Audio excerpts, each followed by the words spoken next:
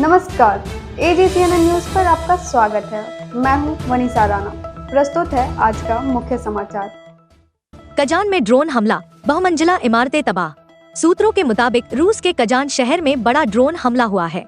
रूसी मीडिया के अनुसार कजान में कई बहुमंजिला इमारतों से ड्रोन्स टकराए हैं।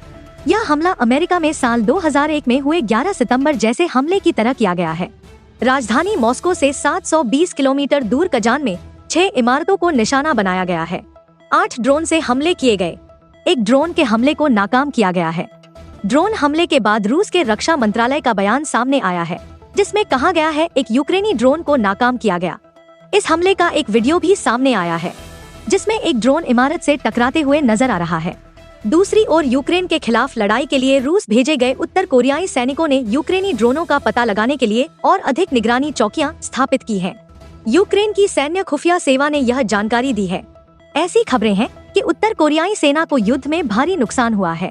यूक्रेन की रक्षा खुफिया एजेंसी DIU ने मंगलवार को अपनी वेबसाइट पर यह खुलासा किया था, जब अमेरिका ने पहली बार पुष्टि की कि यूक्रेन के खिलाफ रूसी सेना के साथ साथ उत्तर कोरिया को भी काफी नुकसान हुआ है।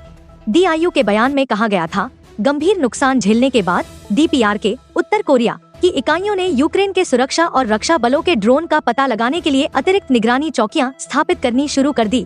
पश्चिमी सीमावर्ती क्षेत्र कुर्स्क में रूस अब भी उत्तर कोरियाई सैनिकों का उपयोग कर रहा है। योनहाप समाचार एजेंसी की रिपोर्ट के अनुसार कुर्स्क क्षेत्र में उत्तर कोरियाई सेना के कर्मियों द्वारा लगातार हमला करने वाले समूहों का जमा होना यह दर्शाता है कि मॉस्को आक्रामक कार्रवाइयों की गति को खोना नहीं चाहता है। दक्षिण कोरिया की जासूसी एजेंसी ने गुरुवार को सांसदों को बताया था कि रूस भेजे गए कम से कम 100 उत्तर कोरियाई सैनिक मारे गए हैं।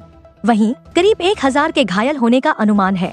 राष्ट्रीय खुफिया सेवा ने मरने वालों में ज्यादातर के लिए इस तथ्य को जिम्मेदार ठहराया कि उत्तर कोरियाई सैनिकों का ड्रोन के साथ उनके अनुभव की कमी के कारण अपरिचित युद्ध क्षेत्रों में अग्रिम पंक्ति के हमलावर बलों के रूप में उपयोग किया जा रहा है। NIS के अनुसार कुर्स्क सीमा क्षेत्र में तैनात अनुमानित 11,000 उत्तर कोरियाई सैनिकों में से कुछ को वास्तविक युद्ध में भेजा गया था। ड्रोन्स हमलों के बाद कजान एयरपोर्ट पर हवाई सेवाएं निलंबित कर दी गई हैं।